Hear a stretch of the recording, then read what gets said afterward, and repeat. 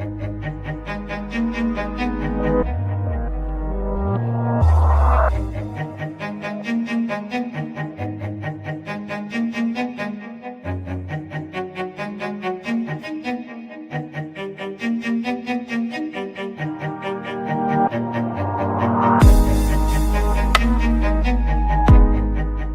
it in the keys? The fingertips that reach out to touch them? The string that begs to be bent? Or is it in the notes on a page? A foot to a pedal?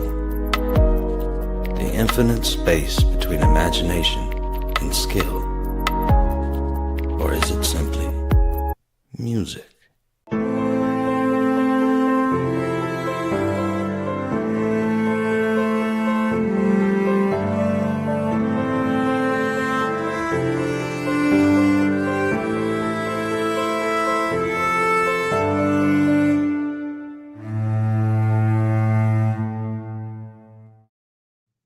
Hello, everyone, and welcome to the 13th Note podcast, Art of Mastery. I am your host, Jeff Spike Wong, and today we're talking about refinement, mastery on something that's very personal to me, to my heart, which is music and being a musician, professional musician. And what we have today is the legendary Gary Shea, bass player from New England and Alcatraz. And this is a guy that has been through it all. I've read the book. Let me show the book real quick. Oh, cool. Beautiful book. Gary, how are you, sir? I'm fine, thanks. How you doing? Great. Thank you for having you on here. I mean, I'm so glad that you're coming on to our show. I have one of my most biggest memories as a musician was with your band. Can you believe Really? that? Yeah. And I'll tell that story in a minute. But usually what we like to do is kind of talk to the audience and tell the audience of who you are and basically have you kind of talk about your K through 12, like, you know, your younger years and so forth. I know you were raised in a family that had a lot of music, correct? Yeah, my grandfather played piano. All his brothers had combos all through their lifetimes until they were like in their 50s and 60s.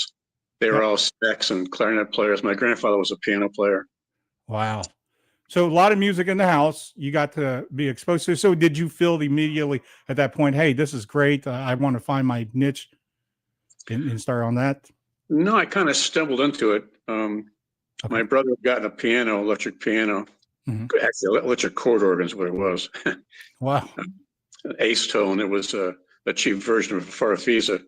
Yeah. And he was taking lessons and everything. I wasn't really inspired by the piano. Mhm. And I wasn't really getting it with the bamboo flutes we had and the other things, xylophones in our bedroom. Right. And I wound up running into some kids in the parking lot behind my house on bikes, and one of them played drums.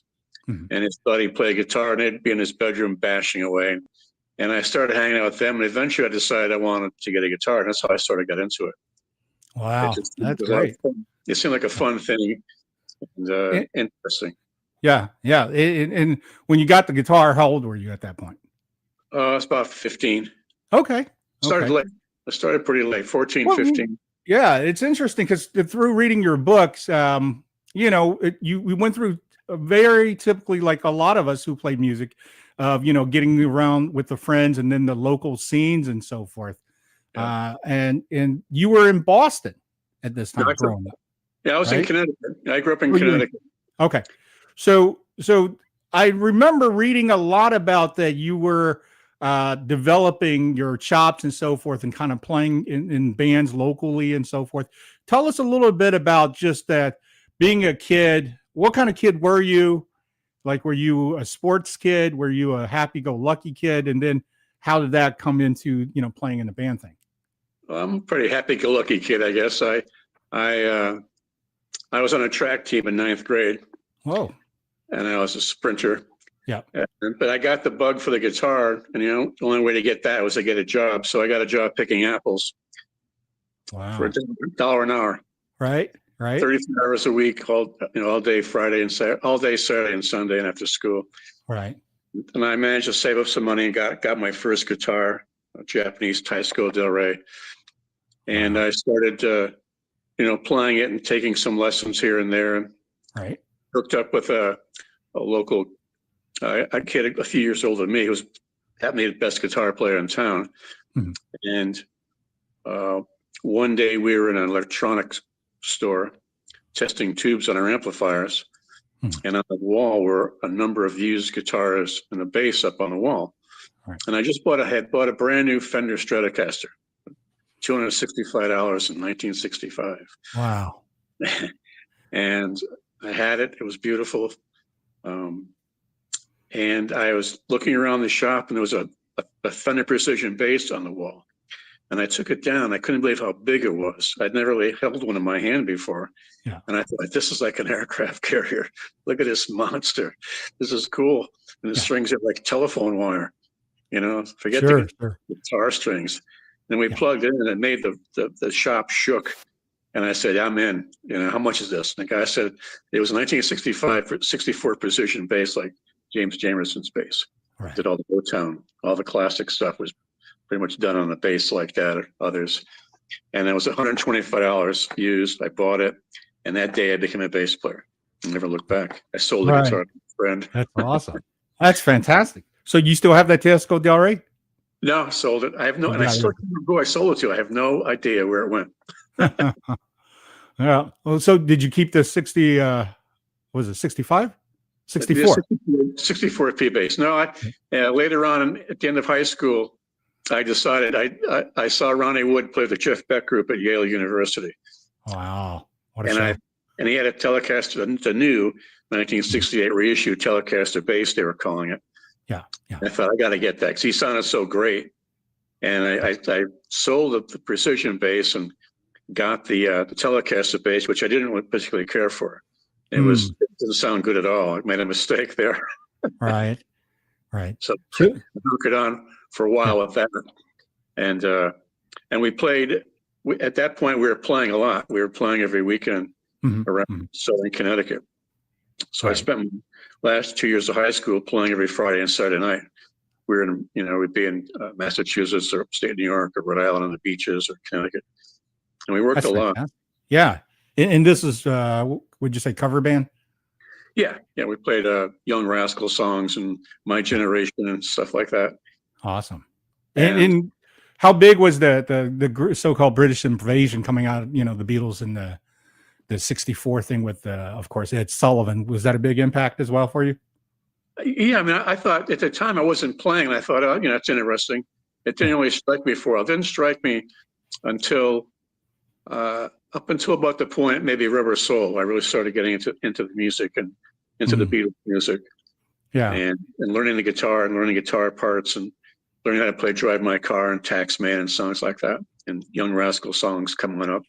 Right. I was a pretty good rhythm guitar player at that point. And then I switched to bass, and nobody in my town really, there was one other bass player, an older guy that was really good, but he didn't play much. So I was the only guy around. So I realized there's a lot of guitar players, but no bass players. So I'm in a good situation here. Yeah. Pursued that.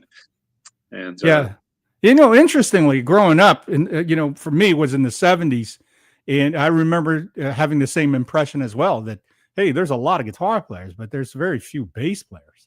True. So I went to junior college to play bass because everybody says guitar players are lame. They can't read bass clef. And I took that challenge. I literally said, well, that's not true. Right. But I found joy playing bass in an entire different way. Right. It's an animal on its own. It holds the band down, and it's the heartbeat of the song. Yep. So that to me was something that is extremely unique about the bass guitar. I think a lot of people didn't understand.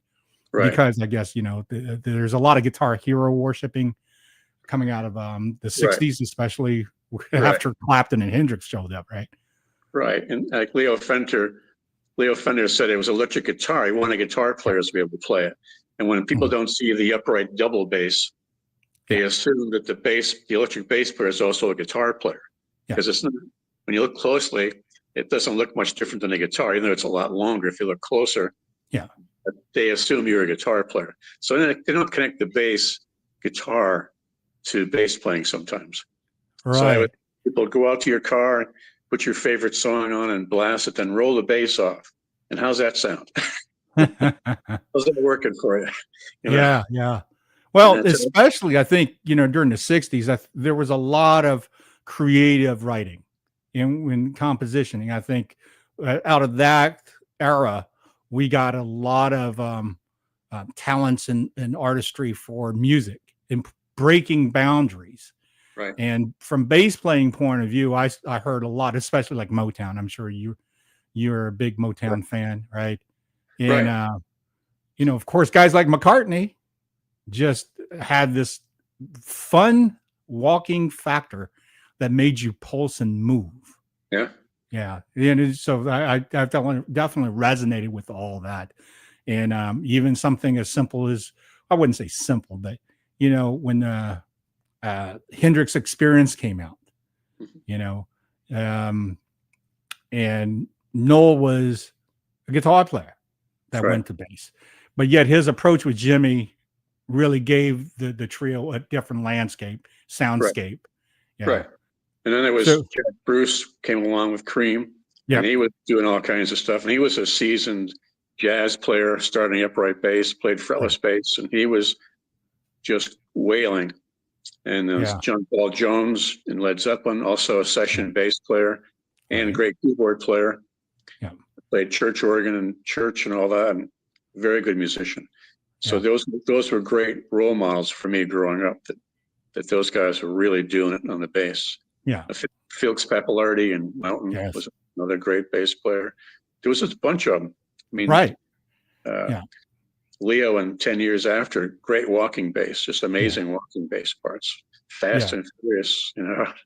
Right. They were And it, all those bands were great in their own way. They didn't sunk each other.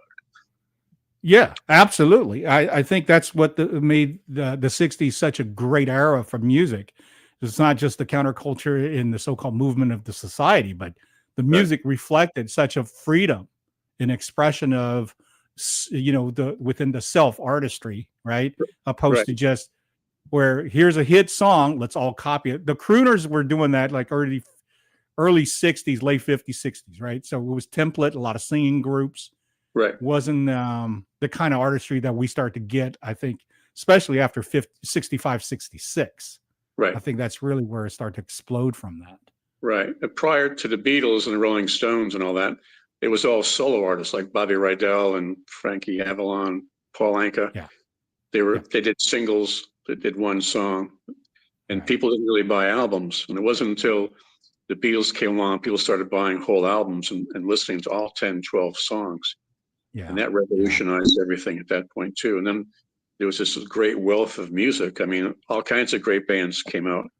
And the Yes. Jefferson Starship didn't sound like Steppenwolf, and Steppenwolf didn't sound like the Doors, and the Doors didn't sound like Crosby, Stills, Nash and Young. Right. But Right. they're all really, really talented bands, and they're still, most of them are still playing today. That's how good they were. They're still out Right. there. Yeah, that's And amazing that everybody's lasted and keep pushing, keep going, and so forth. So let's talk about that. When you were doing your weekend gigs while in high school and so forth, I'm assuming you're making pretty good money, because this is back then when establishments paid bands to perform. yeah, we were doing pretty good. Yeah. We did a lot. We played well, and I was getting kicked out of school every other week for my haircut. And one day I was arguing with the assistant principal and saying, I'm not going to get a haircut ever when I Yeah. get out of here. And if we get a haircut, we'll look stupid. We're going to lose money. And I'm not here for smoking or fighting or skipping school or bad grades. I got great marks. Why you give me a hard time? I said, Yeah. I said to him, I'm making more than you are. You're 40 and I'm 16. He went wild. He didn't like that. But it was, Wow. I said, hey, I want to do this. I'm serious, Yeah. So I have the conviction that I did take it 50, 60 years down the road from that conversation. Oh, absolutely. Absolutely. And you know that I feel you so much on that story, because I had the same conversation with my principal, with my mom in the office, all saying, my son's got a career going here. What are you guys doing? Right. You know, yeah, Right. the stupid cutting hair thing I just couldn't understand, because they want to uniform all of us into worker bees. I guess that was the key, right? The whole work for the man deal. Yep. Yeah. Program. So coming out of high school, you know, of course, there's that immediate decisions. Now, what am I going to do? Were you still staying with the group of guys that you were playing with, or did you now start seeing other guys and start to splinter apart, going to school or whatnot?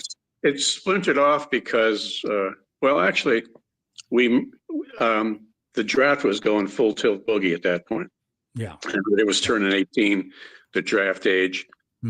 And a couple of our guys were about to get drafted, and we merged with another band in our town that we thought was the other good band in town. So now there was 6 of us. Wow. And their bass player was going to play guitar. I'd be the bass player. We had 2 keyboard players, 2 PA systems. We thought, this is pretty cool. We're going to really do something here. You know, we're working on our own songs. My band had done a couple of 45s, which gave us the title of being recording artists. Right. So let's talk about this. I mean, you're in high school when this happened, right? Yeah. So who's the business mind here? Was it you, or who inspired to say, hey, you know what? We need to start to go up to emulate the guys who's making money. Kind of myself and the guitar player that I've been taking lessons from. Okay. They heard of a deal where we could get to pay so much money, get 1,000 copies pressed of a 45. So we did that. And we'd bought a PA system. We bought a custom PA system, a white Naugahyde. Right. The Roll and Tuck. Yeah, we're making payments on that, $100 a month. It was one of the first ones. It was one of the first ones in Connecticut, and we actually rented it to the McCoys. The McCoys came to Connecticut to play, and we paid like $400. We paid off a third of the payments for that one gig. Yeah. Rick Derringer borrowed it. And so we were business minded. You know, we kept thinking about that. We trying to sell records. It's a great thing to have a record. We sell it at the dances and the clubs we played at. Right. Try to get radio.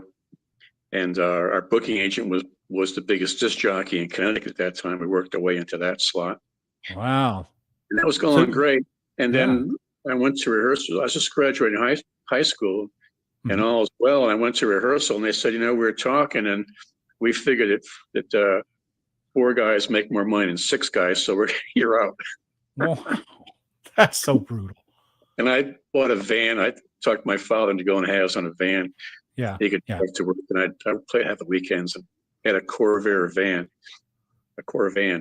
And I drove down the street. I just couldn't believe that it happened. I just couldn't believe it. I said, it's probably the best thing ever happened to me. I got so angry. First, I got bummed out and felt sorry for myself, whatever. And then I got angry. I said, I'm going to show these clowns. Sure. Absolutely. If it's the last thing I do, I'm going to do this. So I did. I licked my wounds, went home. And I really didn't play for a while. I went to a community college for a while, basically to get out of the draft. Yeah. And of course, that wasn't really what I wanted to do. Then the draft ended. And eventually it ended. But I moved to Boston. I had a lot of friends there. So I went up to Boston and I just started meeting people and trying to get in groups in Massachusetts, which I did.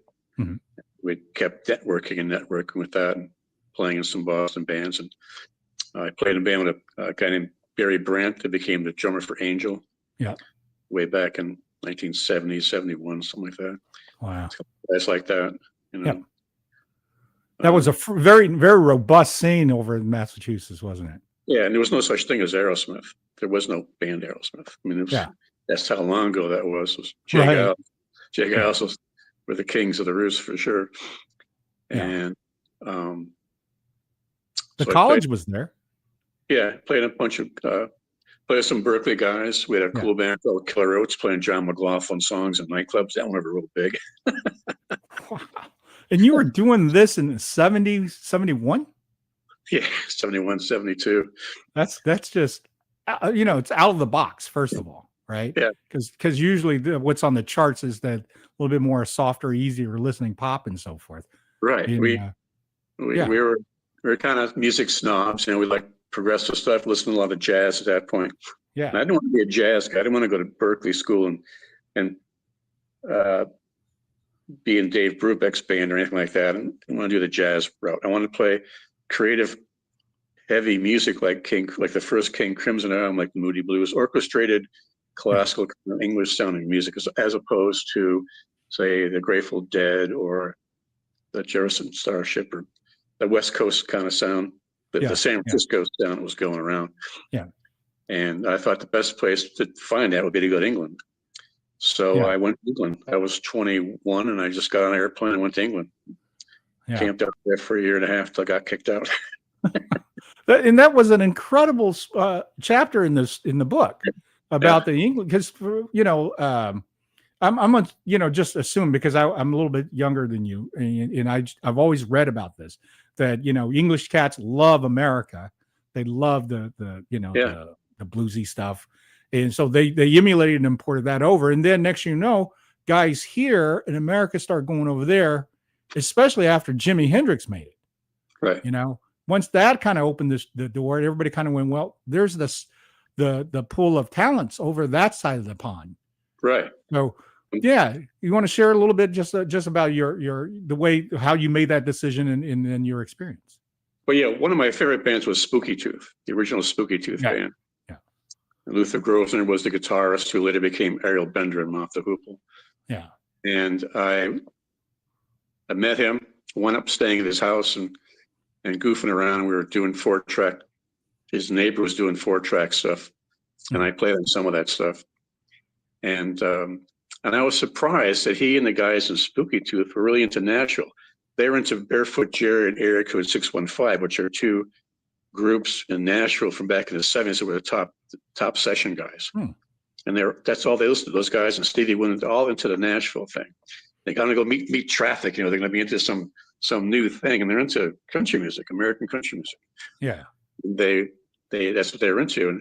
And when Mike Harrison from Spooky Tooth eventually did a solo record and did it in Nashville with all those Nashville cats playing with him. And it's cool. And it's just as a circle I didn't know existed. I didn't realize the influences of where they were coming from as opposed to where I was coming from. Yeah. And it made a good combination of music. Right. And I met a bunch of people. I met Michael Corby the first night I was there. I met Michael Corby, who I thought was an interesting guy. Yeah. Who later started a band called the Babies. Right. He brought me to a party with a band called the Pink Fairies. Who were the Pink Fairies? But the Pink Fairies were the English equivalent to the MC5. They were revolutionaries and they were just crazy. I began living in a flat where the drummer was staying, and they would have a van that would come in the afternoon with a stretcher and take him to rehearsal on a stretcher because he was so high from the night before. And at the party was a big press party in London. Yeah. And at this party were the MC5. So I met Wayne Kramer. Then the first night I was there, I met Wayne Kramer and Pink Fairies and a number of other people. And just started traveling a circle of people that were musicians and trying to put bands together and hustle recording studio time, which was expensive back then. Yes. There weren't Pro Tools and sharing files on your telephone. Yeah, all right. A lot of money to be in a brick and mortar building to get yourself on tape. And I was able to play with a number of people. I wound up playing with Michael Monarch, who was from Steppenwolf, who is the original guitarist from Steppenwolf, who plays on Born to Be Wild. Yeah, yeah. And he's a great guy. He plays like Jeff Beck. He's a scary good guy. And he lives here in Florida where I live, and I see him That's awesome. Playing at the beach, Yeah, big circle came around, right? Yeah, and they started. That was the beginning of a band called Detective. Detective was sponsored by Led Zeppelin. Yeah, I remember hearing the name Detective. Yeah. Yes. And Tony Kaye from Yes was the keyboard player. Michael DeBar from Silverhead was singing. And I became friends with Michael and John. The drummer was a Boston drummer, but living in LA. Right. And we're all still friends today. I joined the band, and they had a drummer named Herman Rohrbel, young guy from Germany. And Herman said one day, we should start our own band because the other guys are kind of like doing the vegetarian thing or whatever was going on. Michael wanted me to play with the pick, and I didn't want to. And he says, "I know a great guitar player I saw at the Marquee. It's an American guy." So we met this guy named David Cooper, great guitar player from Westchester, New York. My same thing, moving to England. His band's playing in London. They're all geeked about that. Yeah. And he quits them to join the two of us who have nothing to offer except our steam, Yeah. We're going to make it. And he quits the band from New York. They want to kill him. And we put ad in the paper for singers. We got Peter French, who just left Cactus. And he had been playing with Tim Bogart and Carmen Appice in Cactus. Yeah. And they were breaking up Cactus so they could go join Jeff Beck. And Peter came back to England looking for a band to play with, and he joined our band. So the four of us started recording, and Herman knew Robert Stigwood of the Robert Stigwood organization, the guy behind the Bee Gees and RSL Records and Saturday Night Live. And they were paying our rent, and I could pay the rent. That was amazing. Yeah. An apartment eventually, and then one day at rehearsal, while we were recording, thinking we're getting somewhere, both myself and Herman got the word from the Home Office that we're illegal aliens. We should leave immediately. Wow. So I tried to fight it. I made up some fictitious stuff about getting married to some girl that didn't exist, and I thought, I'm going to get arrested doing this. This may not be the way to go. Right. So did you not have a work visa? Yeah, I never did. Okay. I went there, and the first day I was there, the guy goes, "What are you doing?" "I'm going to go to school." "Well, where's the paperwork?" "I don't have any." So he gave me a 1-month visa. So I just disappeared for a while in the traffic, and eventually they caught up to me. And I went back to Boston and joined what would become the group New England, and Herman went back to Germany and started an unknown band called the Scorpions. Right. So that's how that happened. That was my time in England, about a year and a half. Wow. And when you made the decision to go to England, I mean, did you have a lot of money saved up and going, okay, I can crash and burn if I need to? Or did you just go, I could do it, and just left? Yeah. I had about maybe $1,000 and spent it by the second day buying new clothes. I burned all my American clothes. I'll make some cool snakeskin boots, and I was looking stylish. Yeah, and yeah. We were styling, and it was all part of the thing, Oh, absolutely. You got to look the part. I remember coming back to Boston, and people in the airport thought I was Keith Richards or something. Look at this rock star. This guy must be a rock star, There you go. There you go. It's got blue boots and black velvet pants. But you know what? I think that's the fun part about that industry, the music business, that I really do miss today. Right. Because at that time, there was definitely, there's a mystique. There was the superstar persona, and you can see the aura or the energy from not only just the outfit, but the haircuts, even down to the sunglasses, right? Right. It was just something that was so uniquely different. And I think that itself, preparing, if you did great music, you were going to be in. Right. Yeah. It's like my uncles, my mom's uncles that had bands, they looked like business guys. They had short hair and wore suits and ties to their gigs. It looked like anybody. Could be a jeweler, could be a school teacher. They all looked the same. Right. Yeah. And in high school, they thought we were out of our minds, and we should all be arrested. Oh, funny. Well, yeah, America, I think at that point, thinking that everybody with long hair was hippies, and they were up to no good. Yeah. Drug users, and frivolous and casual sex, and what counterculture represented. Right. I always got upset. People say hippie, so I'm a musician. I'm not a hippie. I'm not doing flower power thing. I'm not wasted on drugs in the curb someplace. Yeah. I'm a musician. Yeah. But that went pretty well. I met Michael Corby. Like I said, the first day I was there, we played together for a while. Mm-hmm. And he said, "You want to work with Luther Grozer from Spooky Tooth?" And I was going, "Hell yeah." Oh, yeah. The next day I met Luther. And so I was just, come to Jesus moment for me. I was like, I can't believe I'm staying. This guy's flat and he's being nice to me. It's just amazing. Yeah. But Michael was kind of a strange character in a way. And Luther said, I've got an offer to join Steeler's Wheel, because Luther plays slide guitar on Stuck in the Middle with You with Steeler's Wheel. Yeah. That's him playing guitar, even though they aren't known as being a heavy English rock band. He was coming. Right. but he did the session, and he said, they've offered me to go on a tour. Do you think I should go with them, or would I go with Michael's new thing he's trying to put together? I said, you should go with Steelers Wheel. Forget us. Just move on. Right. He joined Steelers Wheel. And then I came back to Boston, and there was nothing. And then now there's nothing to do. And I'm thinking, God, now what? Yeah. Definitely changed backwards. And so one day I was out across the street in the park writing lyrics.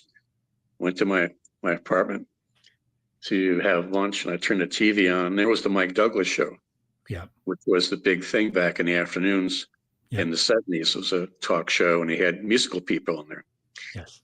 And he was on there saying the next big band is coming up next, and they're going to be great. They're blah, blah, blah. So I kept it on and see who he was talking about. And it was this new band called The Babies. There's my friend Michael sitting with Mike Douglas, and they got limousines outside and a big record deal on Chrysalis Records and the next big thing. And I'm saying, maybe I screwed up. Maybe I should have known Michael. Yeah. It's always luck and timing, isn't it? Yeah. It's being in the right place.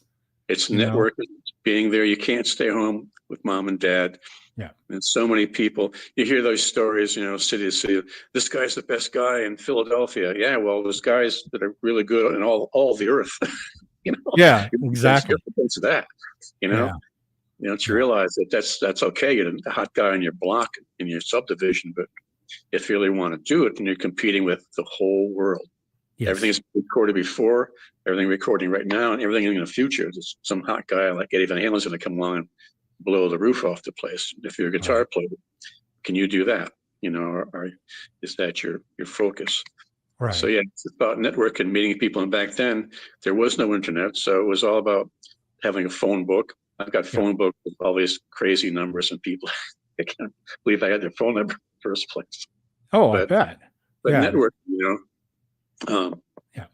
management companies and record company people and disc jockeys, and it was all on a telephone. And if you missed a phone call, you could miss out. And putting ads in the paper, which people still do to some extent, but I put ads in the paper in Boston. We put ads in the paper in London. I put ads in the paper in Los Angeles. That's how I got in Alcatraz. Right. Was that something like the Recycler Music Connection? It was the Recycler. I'll tell you, that paper has probably made more bands than any other paper in the world. Well, it was also, I think it was BAM magazine, actually. Oh, was it? BAM, I remember BAM as well. Yeah. Yeah. And it was funny because on a jump of 10 years in time, but quickly that Michael Monarch, they were doing the detective thing in London, and we were hanging out in LA, and I said, I'm going to put an ad in the paper. And Michael says, only crazies are going to call you. You're wasting your time. And I said, well, answer me one question. Is the ad free? And he said, yeah. So I'm going to put ad in the paper. And I did. I got like 70 phone calls, and I got the phone call that became the nucleus of Alcatraz, but we'll save that story for a bit. Right. It's all networking.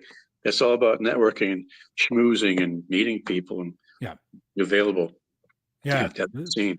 So important. So important. Okay. Let me just backtrack real quick, because in regards to your playing, you're more than accomplished. You push the envelope, and in the type of bands that you've been playing with are not, your typical 1-4-5, call it a day, the same old. So when you're in your formative years, especially once you got the bass guitar, did you really just kind of buckle down, or is this natural talent for you? How did you become the type of bass player that you start to go down the road on? I just listened to albums. I holed up, and when I moved to Boston, I had a stack of records, Humble Pie records and Ted Nugent records, and just played along to the bass parts. Yep. Taught myself a lot of songs like that, trying to figure out Beatle bass lines, which are sometimes complicated. Yeah. And then, Yes came out, and that was pretty amazing. Yeah. I wanted to play that kind of music. I just, it kind of went along with who I was playing with. It's rather really simple or play a little more complicated. I didn't set out to be a guy like Chris Squire, really flashy bass, but I preferred more of the style like Greg Ridley, who played in Spooky Tooth and Humble Pie, really solid, play to the song kind of guy. Right. Lock with the drum. The band is solid like Led Zeppelin. John Paul Jones has some really cool little tricks, but they're subtle. You don't even Yeah. know he's doing it. He's Yeah. playing two notes at once. So you trying to learn the song, going, it doesn't sound right. Yes, he's playing two notes. Yeah. He does Yeah. these tutorials where he does a sly grin, going, "Yeah, I'm playing two notes at the same time."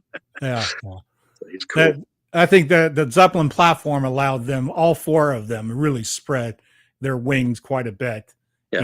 And Jimmy was, Page was such a savvy producer, and I think a lot of it because he came from the studio days where he learned from all the older guys, Right. So we worked with him. Yeah. Oh yeah, and I think that for rock and roll or hard rock, there wasn't that many thinking heads as musicians, so he stood out, and this is what makes I think you stand out, because I've noticed that your approach, it's just not like, hey, I'm a rock star thing, and your approach is, hey, let's make this band, this record, this tour, this, it's always about growing it, Right. and that's something that, again, this is something that just came from you, right? Yeah, kind of water the song and let it grow. Yeah. Most of my bass parts were just things I thought up myself, and I just stumbled along. Go, well, does this fit? Yeah, that fits. Does that fit? No, that's wrong. How about this? That works. Yeah. And I would go home at night, and we'd work on songs, and I'd try and do two or three different versions. Yeah. Yeah. And you never had any formal like theory training, things like that, other than your guitar lessons? No, just some rudimentary rhythm guitar things, and right. I try to teach myself things. I try to teach myself how to read, and I have the patience for that. And never quite grasp yeah, it. I feel you. it's just it's just practice. Yes. But how much time do you have, and would I really need it? And I wish I had taken more lessons when I was younger from some great bass players, but I didn't. I might have made things go quickly, but then it kind of, you form your own thing, like Jack Cassidy plays in the Jefferson Starship. He's a great bass player. He plays some amazing, crazy stuff on the bass. Yes. And he's just an adventurous guy as a bass player. Yes. And I admired guys like that. I thought John Entwistle was the god. Still is to me. Godhead is John Entwistle. Yeah. So he did everything with picks, fingers, harmonics. Just invented, wrote around strings, helped develop the Marshall amplifiers. Right. Did so many things. Yeah. And his what he played was just powerful. We did Mon Generation High School, half-assed, but I was going for it. There you go. Yeah. The Who definitely, I think, influenced a whole generation of regards to how the drums and the bass didn't have to just sit in pockets. Yeah. They can work counter melodies, contrapuntals, all these little things. And I myself, I tell you, in 1981, when the Who call it their, final farewell, 81, right? Yeah. And I remember seeing that show and coming away with just going, I can't believe, number one, Pete was, I think, 39 at that time. And he was more energetic than most 20-year-olds. Yeah. And that made such an impact in the paradigm in regards to, hey, this is entertainment business. Don't go up there and thinking you're going to stand there like you're sitting on the edge of your bed and expect everybody wants to go out and buy your T-shirts and buy your records. Right. So little things like that definitely has always, I think, made the difference in regards to, okay, how hard are you going to work for your, Right. And I always thought the Who are the purveyors of heavy metal. Forget Ozzy Osbourne and all that stuff. The Who were in a class by themselves. They were with the Beatles and the Rolling Stones, older band, and they were just murdering those amplifiers. And you can imagine those little clubs they were playing in London, just how loud they were, and playing them and just smashing stuff and knocking things over, and just on 10, jumping and of course, they just stood there and played, held the thing down. The other guys all jumped around, threw the microphone around. But to me, that was the first heavy metal music. It was like, to me, it was outrageous. It was way different than the Stones or the Beatles or the Circus or Dave Clark 5, the Kinks, and go down the list of the bands. Nobody played that hard and heavy as they did. They were just going for it. And I thought, I like that. Something about that caught my ear. And that's been my style. Not that I've tried to play like Whistler, play harmonics or do all the pop stuff.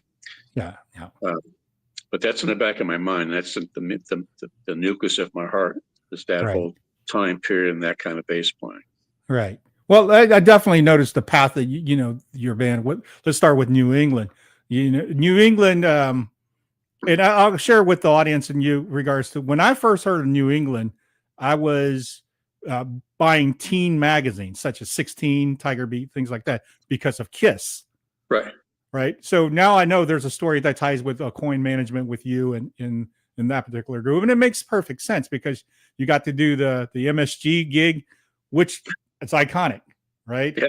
Yeah. So give us a kind of a just a brief regards to that era where the coin management, the hype of the late 70s, and then having to do the Madison Square Garden gig. Well, originally what happened was I came back, talk about networking. I came back to Boston, looking around, nothing going on. One night I was in a Greek restaurant, Kenmore Square in Boston, with some band people. And there was a woman named Cindy Daly, who's a singer. And she said, I know a band looking for a bass player. And I said, yeah. And when I was playing with Barry Brandt, we rented a house in Connecticut near Yukon, like 3 years prior to this. Mm-hmm. And there was a club there called Shabu, run by three brothers, and they hired Johnny Winter and Ed, all those guys. Mm-hmm. And my friend, who was the drummer in my first band, was going to Yukon. He said, I heard this amazing band from North Carolina. And they were called Fatback. They got hair down to their feet someplace, big keyboards, big bass, big drums, singer, no guitar player, and they're heavy duty.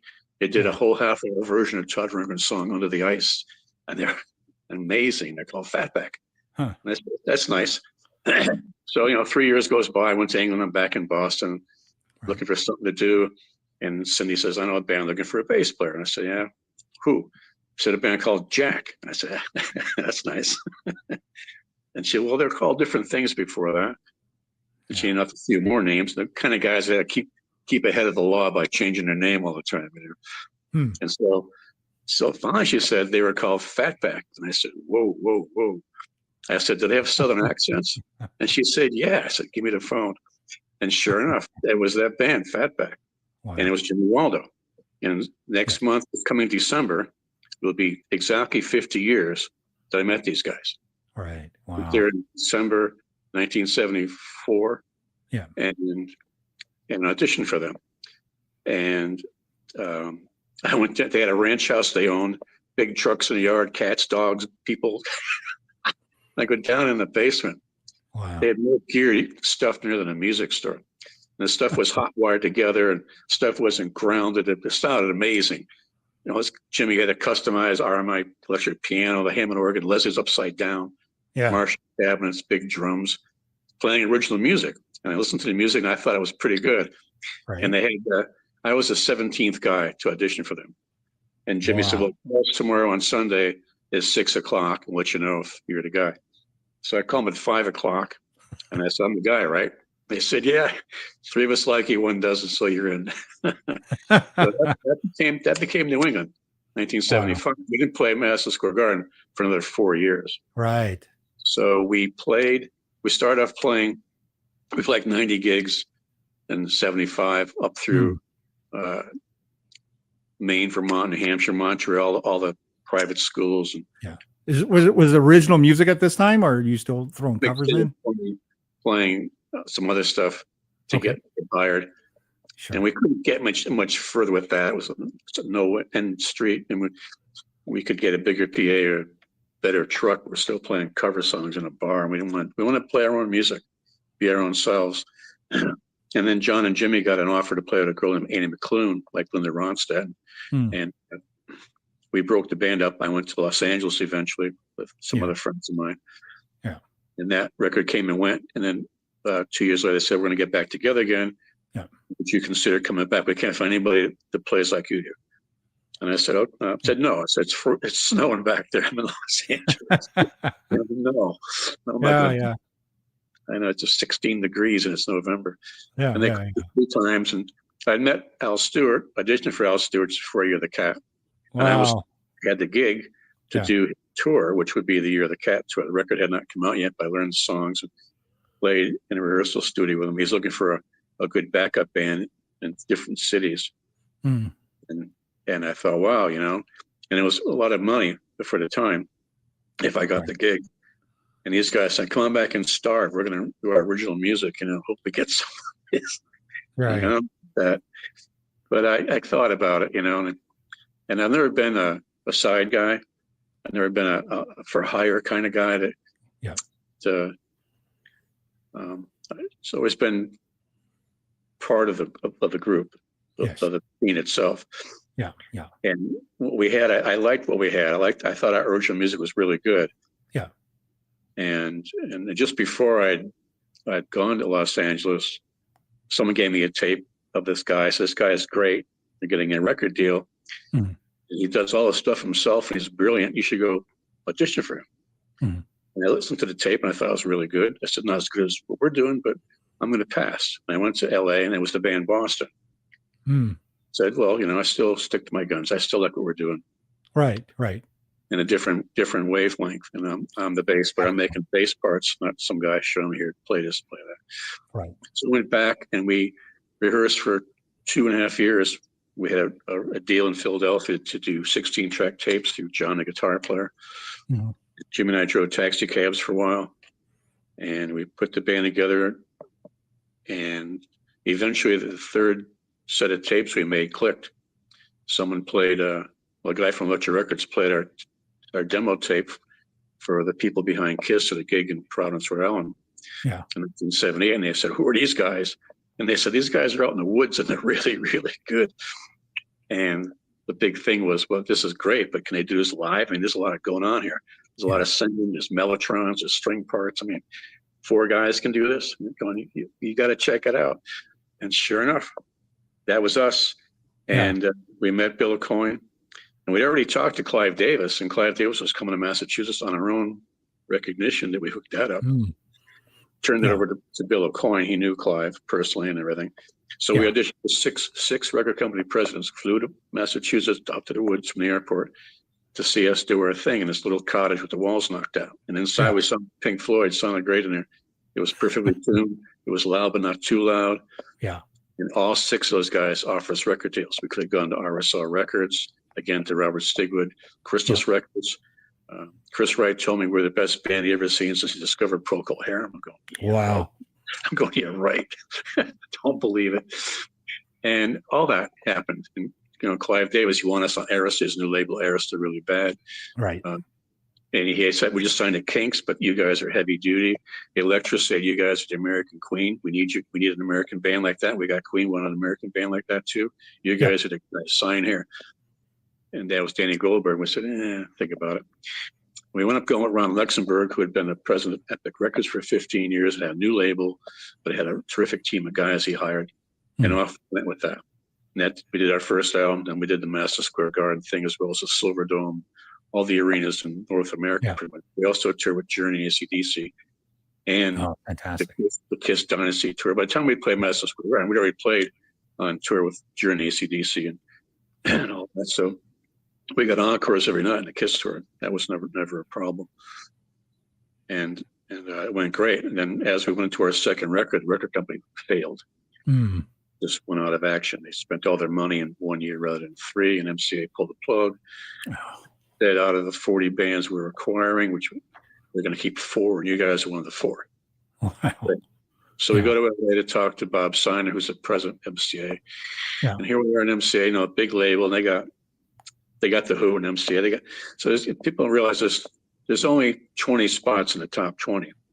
So you get a record to a radio station. Bob Dylan's got a new album. The Stones got a new album. Bob Seger's got a new album. Eddie Money's got a record. They're all in there. And here's you guys trying to be number 19 or 21, 23, not be number 75 and never get on the air at all. And you got to go to these radio stations to win them over to be the new guys.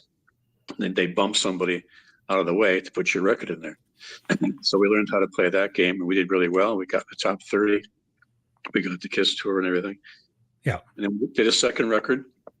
In the middle of all that, it took another year or so of court.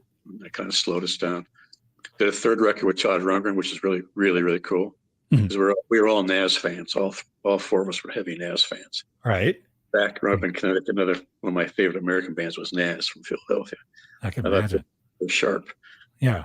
So we're at Todd's house, and in Woodstock, not in the studio, but his own home. He had an A-frame house on his property, a studio in there in Utopia, did all the records there. And he was recording Psychedelic Furs, us and Utopia all at the same time. Wow. That is crazy. Designed the board. And yeah. Upstairs upstairs in the A-frame was where the control room was. And he had a 4-poster bed up there. And one day we were tracking some song. We said, "Hey, Todd, how's that?" It was like silence. He fell asleep like 2 o'clock. He was out like a light. Yeah. Yeah. But he did a great record. He played on the record. He wrote some lyrics for us. Yeah. And he said, and I said on the outdoors, "Whatever you do, don't." We signed to Electra Records. Mm-hmm. He said, "Whatever you do, don't let Electra screw this up." And they did. Mm. And that all went wrong. And do you think this didn't? When you say it went wrong, is it because lack of communication, or is it just somebody not on the right camp? What would you assess on that? Yeah, in the same way that on our second record, we had a song called Conversation, kind of an acoustic song, conversation, that's all we need, conversation, really pop song. It was kind of like Cruel to Be Kind, like Nick Lowe's. Okay, yeah. And we thought that's the single for the times. And all of a sudden the Pretenders are on the scene, and Elvis Costello, the Knack, and here in the States, and the Clash, and we're getting bombarded with all this stuff from England. Yeah. And they're saying we're dinosaurs. We play music like Styx or Kansas, and that's all going to fade away, and it's right. no good anymore. Yeah. So we wanted that song. We had a big song, a longer song that was like 6 minutes long, called Explorer Suite, 2 keyboard players, and it was a big progressive kind of opus thing. Yeah. And they said, "We're going to take that as a single to showcase how good this band is." And we're going, here we go. And sure enough, it never made the radio. It just wasn't right for the radio. Mm-hmm. And they even tried to have some engineer chop it up and edit it, and it sounded horrible. Right. And that didn't fly. So we went on the road, and we did the next record with Todd. And then on that record, we had a song called "Don't Ever Let Me Go," which we thought was the follow-up to our song "Don't Ever Want to Lose You." Mm-hmm. And it was another cool song. And Todd was playing dual harmony guitar on the record with us. So I got Todd Rundgren playing with my band. Cool. Right. Cool. Very cool. Can't wait. It'd be cool if it gets on the radio. And we worked really hard, a lot of singing. And it was called "Don't Ever Let Me Go." And there was another song that was kind of just a fun rock and roll, Jerry Lee Lewis kind of piano thing. Mm-hmm. And it had no lyrics. And Todd goes, "What about, Be My Dirty Dream," or something stupid. But we would call it DDT, Dirty Dream Tonight. You're the kind of girl that just be right for me, Be my dirty dream tonight. And we sent that demo to Los Angeles, and we got the word back that they said the people were dancing on the desks at the office. It was a hit. You guys knocked it out of the park. This is the song that's going to be the single. You guys are great. And we're leaving Todd's house in upstate New York, and he's going, "Don't trust him." Sure enough, they put the record out, and every female program director and music director said we were male chauvinist pigs and refused to play the record. We didn't get any.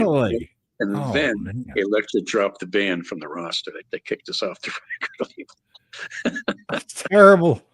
I mean, that's amazing in a way, but you're right that from the label aspect of it, you can't trust them because they'll go with whatever floats. Yeah, and it's like, it's like, really? Yeah. And we kept playing. We struck out on our own for a while. Yeah.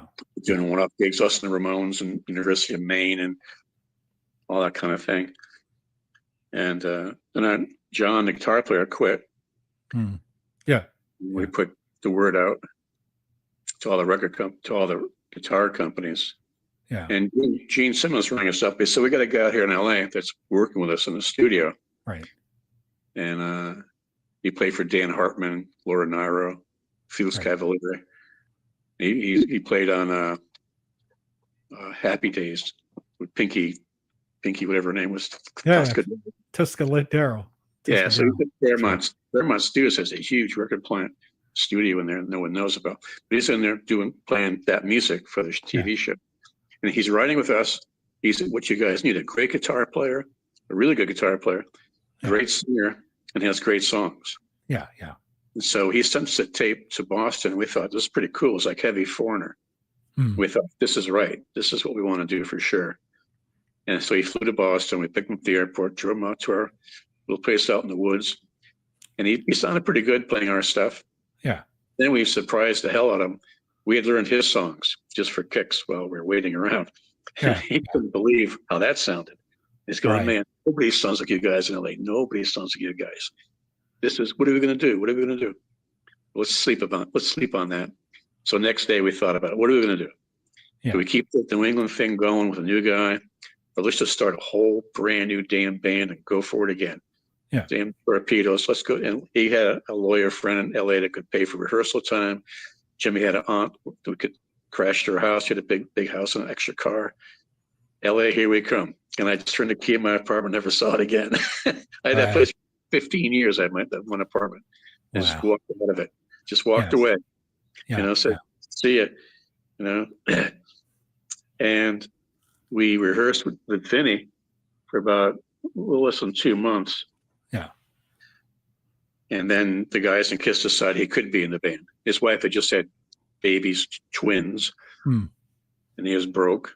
Yeah. And you could join Kiss to make a lot of money starting now, or do you want to hope your new band gets off the ground a year from now? Right. Obviously, he took the Kiss gig.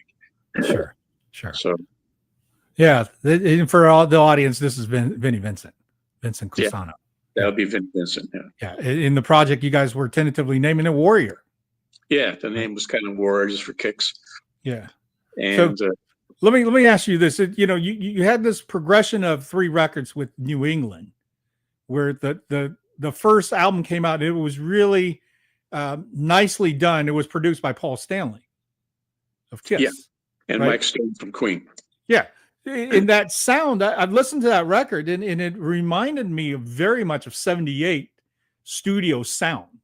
The drums were thumping. There's a lot of wetness on the overall ambiance of the thing and so forth. But, I will say this, Gary, the band was so freaking good. I don't think average 14, 15-year-old would understand it because it was complex. It was well organized, harmonized, and there was a lot of great movement. Right. So I was really surprised that the Aucoin management took you guys out and did this and didn't see that and go, okay, we're doing a stupid circus here for 10-year-olds. We need to take this group and kind of build its own foundation from it. Well, was there anything discussed like in that? No, they did. Bill was excited. Bill, Rick Elaberti, everybody in the office, guys in Kiss like this. That wasn't the problem. The problem was we lost the record company. Oh, when that happened, it was like the car crash into the wall. Just everybody went to the hospital. It wasn't like a fender bender. It was a major go to the hospital car crash. Yeah. Put the whole thing on ice. It was never the same again. We just couldn't get that momentum going. We lost our juju on that deal. Yeah. And Infinity Records does not mean forever. Their slogan was Infinity means forever. No, it means about 1 year. Right. And that destroyed us. We never recovered from that. Yeah. So that was would you say the very first roadblock in your professional career? That really, because up to that point, it seems like you were constantly refining and growing it. And then you got it with the major management. Everybody loves you on the label. Got to see, big audience. Yeah. And we got other bands, being very complimentary. Steve Perry saying someday we'll be open for you guys. And we got the record on the bus. And they hired Mike Stone on the merit of our production. They hired him for the record. Sure. From that, Michael got the gig with Asia and drank himself. But that all happened. Yeah. And then you guys kind of just sat there and then after the Vinny thing where he left to go do the Kiss, you guys kind of sat there and again, are we going to stay in New England or what are we doing type of mindset? Yeah, exactly. Now what? Yeah. And then this is where the segue that then you decided, hey, let me take a look at other opportunities. And then Alcatraz showed up. Basically. And one thing for us fans, I'll say this, it always seems like you and Jimmy Waldo are like this? Like you guys got along super well. Is that We're true? the Brookline Bombers. Yeah. We live in the same. I got him a place in my townhouse I lived in, and got him a job driving cabs where I worked for a bit. Yeah. And we worked together building PAs for God way back when. Yeah. Yeah. We've been Yeah. pretty tight. Because it'll be 50 years in a few Yeah, weeks. Hanging right. out. Well, there's always a guy in the band that, you kind of always resonate with, you hang, you eat your food with, Right. party with and whatnot. Yeah. Right. And, We always that's, agreed. We always agreed on music and how to go forth with things. And sometimes the other guys didn't agree with us, or Right. dragged their feet, or thought we were crazy, or thought I was crazy, whatever. So when I first met them, I said, we got to change the name of the band. yeah. We picked the name Target, and there was no Target in Massachusetts until 1991, I think. Right. No department store called Target, but there was a band in Target in Nashville, which had the singer for Survivor's band. They had a record deal. But in those days, without the internet, we had no idea they even existed. Yeah. It wasn't still a big band. But we changed the name, and I tried to, get some good photographers, could take some great pictures and all that kind of stuff, and keep moving it, and rock out and do the thing. Right. And so Jim and I always agreed on that, how to go forth and what to do, and how to rent trucks, and how to, get the best deal and all that kind of touring stuff, and the budget thing. A lot of musicians aren't aware of that. Right. Some people I've played with had no clue about that. Yeah. And that's and you just learned this on just as your career developed. You just learned it from friends, acquaintances, because like you said, no internet, no resources. You had to learn this somewhere, right? Yeah, just thought up ourselves. So here in Alcatraz, and we're riding around limousines. The limousine for the day or so back then is about $400 or $500. Wow. It's after the show. We're staying in town for the night. Yeah. So 10 people pile in a limousine and want to go to 3 different clubs all at once. And the poor driver's tearing his hair off, trying to appease everybody. Sure. I'm thinking, this is stupid. So I got the bright idea that at the time, Hertz rental cars, could rent 2 Lincoln Town cars a day for $39.99. Wow. So we said, let's get 2 white cars or 2 black cars in every city, and we'll look just as cool coming to a radio station or a record store to sign autographs, and 2 Lincolns as the 1 black Cadillac. Yeah. And at nighttime, you guys go that way, and me and Jimmy and the other guys are going this way. We'll meet you in the morning, and we'll do it tomorrow in Cleveland somewhere. Yeah. So there's be no arguing tonight. You go there, we're going there. And we saved about $300 or $400 a night doing that. And that was just one of my bad ideas. I said, we saved a whole lot of money. Yeah. Yeah. In New England, we were doing tour buses in 1979, that KISS tour. And the buses back then were $4,000 a week to run a tour bus. Plus so you're looking at $12,000 a month. Yeah. And that's big money back then. Yeah. We said, let's rent a Winnebago. We'll rent a motorhome. Yeah. And the 4 of us will drive it. We'll take 4-hour shifts. And the co-pilot becomes the driver. The co-pilot's the co-pilot for 4 hours with the maps. He takes over driving. The driver goes to sleep. And the next guy becomes the co-pilot. We drove across America for about 3 or 4 months doing that. Never late, on time, and all the tour buses and all the cheap buses and Malahatchee buses and everybody else were playing with Kansas. Right. We're on time. And and that thing costs $4,000 a month. Wow. $4,000 a week. Yeah. We got to the gigs, it wasn't as stylish as the groovy bus, but we were starting to make money. And a lot of bands get a record deal and they start spending money like drunken sailors. Yes. And guess what? Then you have a big hit record, but you don't get any money from it. You're paying all the back bills. So you're still renting an apartment and driving an old car. Yeah. Everybody else has the money except you. You just blew it up on all the silly stuff. Were you taught this kind of money frugalness as a kid from the family? Because that's really thinking ahead and not just enjoying the moment of, hey, I'm a rock star now, let's just go nuts. Well, because we played all these clubs in the 70s in Montreal in the wintertime and stayed at all these horrible hotels and 4 guys to a room and all that stuff. Been there, done that. Yes. Driving little compact cars across the canyon board in a blizzard. We get to the bar and bar's closed due to snow. How much snow has that got to be in Montreal? Right. It's a lot of snow. When they close down, it's because of a lot of snow. They got big snow. And same thing with the hotels that year. The first year we were in Holiday Inn with the Kiss Crew. They just booked the thing carte blanche. Put New England with the Kiss Crew. They're in the Holiday Inns. Those Gene and Paul are staying at the Hilton someplace, but that's okay. Yeah. But we're at the Holiday Inn, and every day the place was under construction. It was noisy. You call 11 o'clock for breakfast. We're closed. Can I get a hamburger? We're not open for lunch. Stupid. Yeah. And we're paying money to be there. So this time we said, let's call all the brand new Motel 6s. And those places were like $14 a night, $15 a night. And the good news, across the street, across the highway was a Waffle House. We're a coffee shop. We can all have breakfast again for cheap and not have to be prisoners to the Holiday Inn trying to charge us, $7 for an orange juice. Right. So we did that. So now we're staying. Hirsch booked all the hotels. Jimmy took all gear. John took all the money, and I did all the publicity stuff. The 4 of us split the whole thing. Right. We fired our road manager, and we got all guys that lived in Massachusetts from now on. Nobody from out of town. No rental cars. No hotels for the crew. Yeah. And we started making money. Good and that's job. how you do, And we, that's the first time I've ever heard from any band that was savvy enough to do what you just explained. Because that's brilliant. If we would have had hindsights on some of this, I think some of my band would have survived. But that's great. That's absolutely great that you took the bulls by the horn and you started looking at money management, responsibility management, cost, those type of things. Yeah. Is it cost effective? What can we do? What we can't do? So am I understanding during this time you guys didn't party?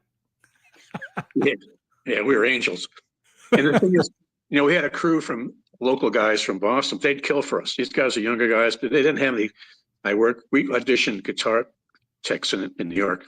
Yeah. Guys worked for Led Zeppelin. They didn't drive trucks. They didn't do guitars. What do you do? Well, we sit around and tell stories for $1,000 a week. So you're the wrong guy for us, Right.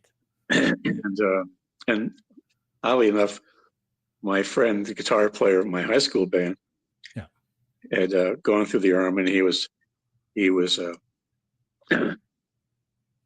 working for a band in New Haven called Swan. It was actually a really good band. The bass player, Craig, joined Foghat, and the drummer, Bobby Trello, played for Johnny Winter.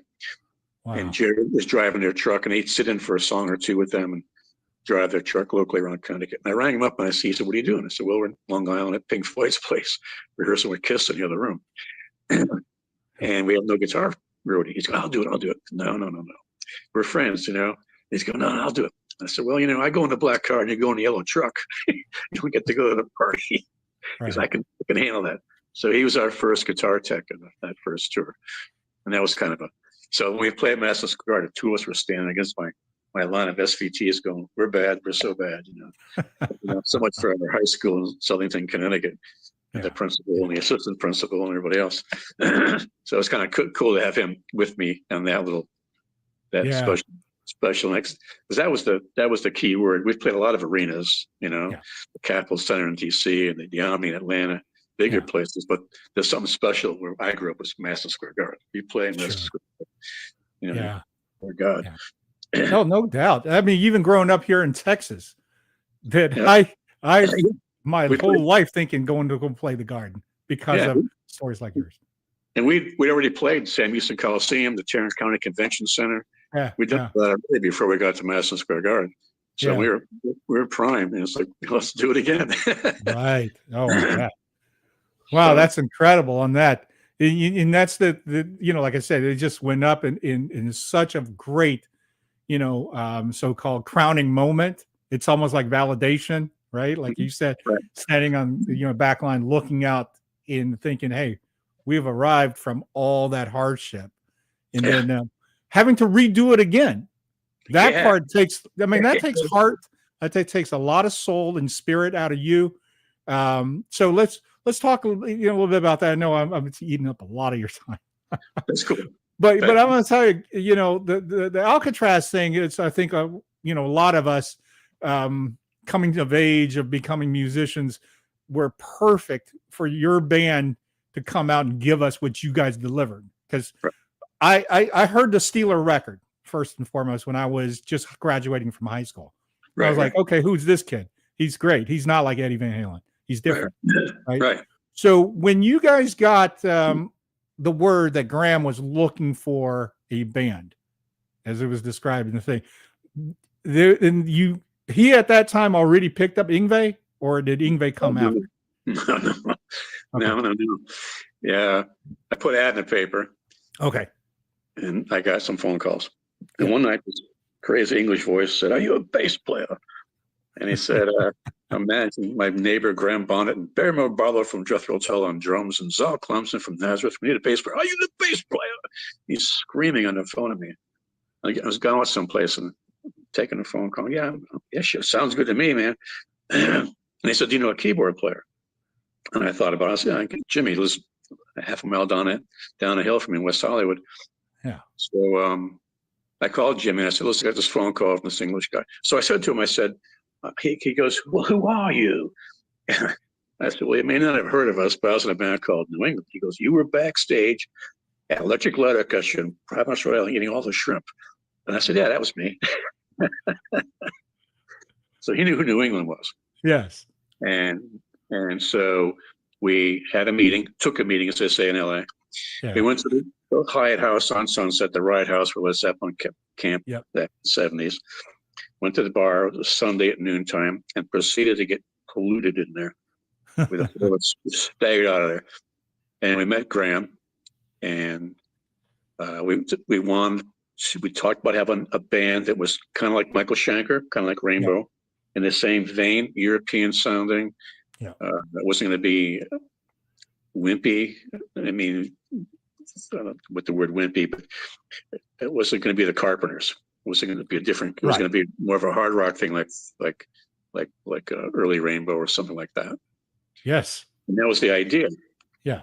And so, because of our connection to Infinity MCA, Jimmy and I, Andy Truman, who was the manager, his neighbor was a big shot from MCA, and he was talking to Jimmy and I, saying there's a new company down in Anaheim, California called Rockshard. You guys should check them out. They think they do you really right. Yeah. So we went down and checked that out, and they said, "Yeah, we have nobody on the roster for starters. Got their own recording studio, their own office building. They got a rehearsal place with AC/DC's PA and the record playing truck out in the alley to record. Do you want to hang out here?" That would work. That'd work. Yeah. That works. So we went to Rockshire Records, and we were rehearsing in Graham's garage for a bit and putting songs together. And the phone rang one night on a Friday, and Andy says, Barry just called from England, and he's got a chance to play on the first Robert Plant solo record. So obviously, what's he going to do? He's going to play Robert Plant. So now we got no drummer. Can't find Zal. He's on tour with Elkie Brooks somewhere in Africa. We need to find a guitar player by Sunday or Monday, or we got the deals off with these guys at Rockshire. We go, great. So somehow the next night, 24 hours later, we're in a rehearsal studio with all the gear and all the big amps and all that stuff.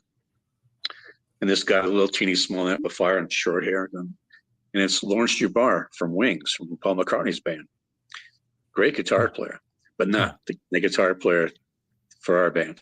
Right. And the first thing he said was, "Can you turn down?" No. Not happening. Wrong guy. Right. And great guy.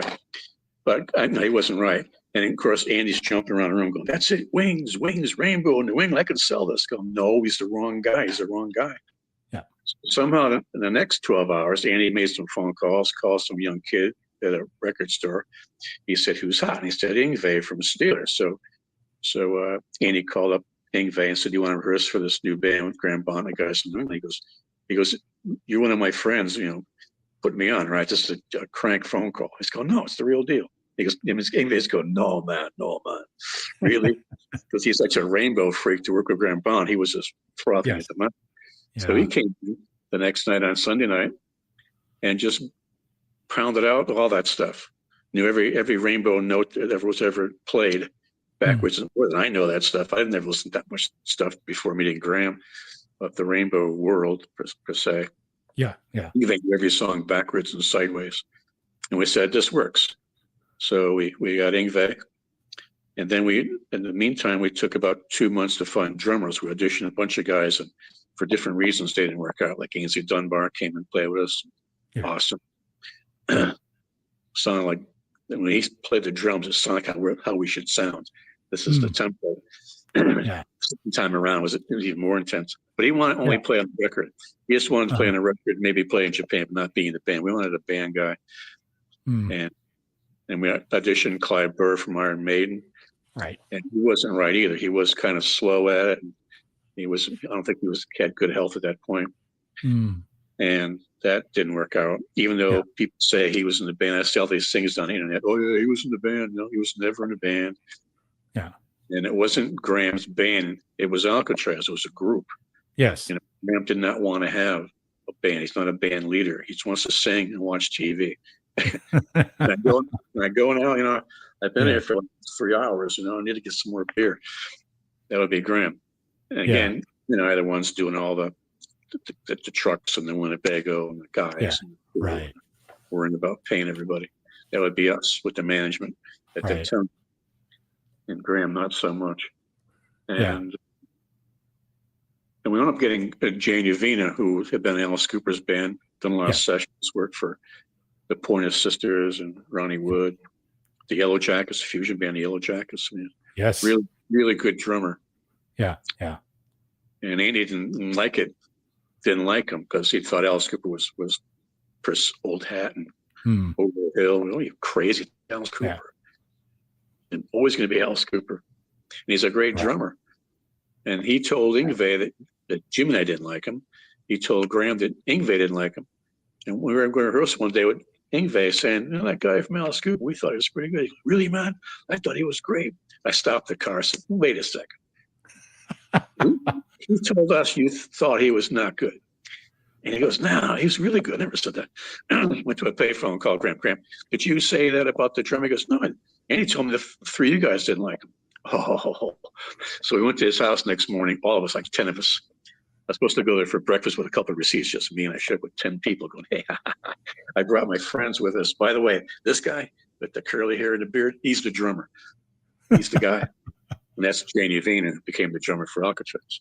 Yeah. And off recording the album, Lickety Split, all in about 3 or 4 months at the most, maybe. We rehearsed every day, backwards and sideways with those songs. Yeah. Went in the studio and slayed them onto vinyl. Yeah. And off went on tour. Yeah. Well, that was it was more challenging, progressive than previous bands you were playing in, would you say? With the way how Alcatraz developed that first record. Progressive. It happened quicker. I mean, before we. Well, I mean, in sense of the musicality of it as well. Is in sense it was very powerful. I would say that. Yeah, it was powerful. Right. We in New England had some ballads and quiet intro. Right. You had definitely more structure, more melody, more I think thought. Like Genesis or something, or intros, quiet. Acoustic guitar. We didn't have any of that. So it's balls to the wall right from the first note to the end of the show. Yeah. And it changed. I started playing with a pick, so that was more aggressive. I was playing with a pick with Vinny. Yeah.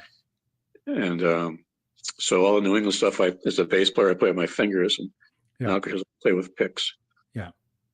Different sounds. But as the 80s rolled into that, we were talking about 83, 84. Right. That sound was revolutionary in sense of how bands were using that type of guitar sound. And I mean, sure, we can start dating back on how it became that, but I really believe that with the way that Alcatraz came out with that first record with the Yngwie on it, it painted a different picture for a lot of us, because it gave us a point of view that, like you said, it was a rainbow, but this guy was killing whatever Blackmore was doing. Right. And that was our first thought. And all the LA strip guys, there's the whole hair metal guys, were all based on pretty much on Aerosmith, which is based on the Yes. blues rock. So Yeah. none of the guitar players could match what Yngwie was doing on the fretboard. None of them. All Right. great guys. Some of my really good friends in some of those bands, Yeah, but yeah. they were Alcatraz, you know. Yeah. And even the name, like we were sitting around talking about names. Yeah. Another important thing, and we were thinking of names like Hunter or Tiger or something. Yngwie wanted Dungeons and Dragons, Excalibur. Of course. No. Viking. Yeah, the run-of-the-mill metal thing. So no. Yeah. So we said, we got to think of a name right now. So we're all sitting around, and I said, you know, in New England, we're always stuck in the record rack between Olivia Newton-John and New Riders of the Purple Sage. And nobody goes to the N section, O section of the record. So they go to A's and the Z's, whatever. Yes. I said, it'd be cool if a band starts with A, like ABBA, Aerosmith, AC/DC, Alcatraz. It just came out of my mouth, Alcatraz. And Andy jumped up and said it was brilliant, you know, no parole from rock and roll, disturb their peace, you know, take no prisoners. Yes. There's so much we could do with that. So we said, let's do it. Sounds tough. That sounds tough and mean enough for what kind of music we're playing. Absolutely. That's not wimpy sounding. Right. So we put an extra Z on it because it reminded us of jazz and the Naz, pizzazz. Right. It looked cool, and it got us away from Alcatraz Island, where the state of California sells T-shirts for that. Yes. They might not like us using that name. Yeah. So we cleared 2 other Alcatraz bands in the Bay Area and got rid of them, paid them off, and got the rights to the name. And it became Alcatraz, which was, again, a group. And I named the band. It wasn't Graham Bonnet and Alcatraz. It was Alcatraz. Right. Graham just wanted to be in the band and not be the guy, because he had never really done that, didn't want to do that. Right. Which no, we've always, as a fan base, perceived the band being the band. We never felt that here's Graham Bonnet from Rainbow and here's a group of guys that's supporting him. Yeah. We've always felt that this is an incredible band. Yeah. You know, that of course had this great pedigree of the guitar slingers that went through the incarnations of different eras of it. But we've always revered, you know, being an Alcatraz fan because the band was robust. The band had intensity, you know.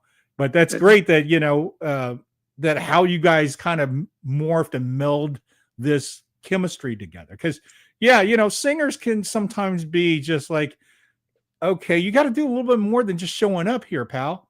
But then at the same time, when you give them too much grief, they have a bad night. You're going, okay, I can't do that to the band. So what are we going to do? All right. We had our moments. We still have our moments. I mean, how could you? Yes, I understand. Yeah, I read the book. Everybody needs to go and get this book. I tell you, no bass, no party, because the stories that Gary has in this thing not only is inspirational, but I'm going to tell you, you want to be a professional player, you need to understand a lot of these little nuances, because just being good does not mean that you're going to make a career out of your life. Right. Yeah. And that's the thing that I've always admired. That's why I said to you, it's like, it seems to be that you have a very strong business sense, because all the things I've ever read about Alcatraz has always been about you and Jimmy. Right. Everybody else is just like, they're the talent, but you're the guys that drive the machine. Right. We found Steve Vai, you know, Jimmy found Steve Vai. Well, and that's the thing, you know, after having this such a great impact, and I know Yngwie down in Texas was almost like a folk hero. And that's so strange that here's a kid from Sweden and how did he become a folk hero here? Right. He's like a legend. And I remember one of my girlfriends back in those days went, man, you missed it. And I go, what? He goes, Alcatraz was there. I go, really? And you guys played Cardi's. You remember that club? Mm-hmm. Cardi's was like a little circuit right here in Texas and Beaumont. And I think they had one in Austin. No, we played there also. We played a lot of places we played already with New England. Okay. Alcatraz. And in Phoenix, Rob Halford came to see us. So he was friends with Graham. Yeah. And we were doing an Eddie Cochran song called She's Something Else for like a third or fourth encore. Just a doing diddy, da da da da.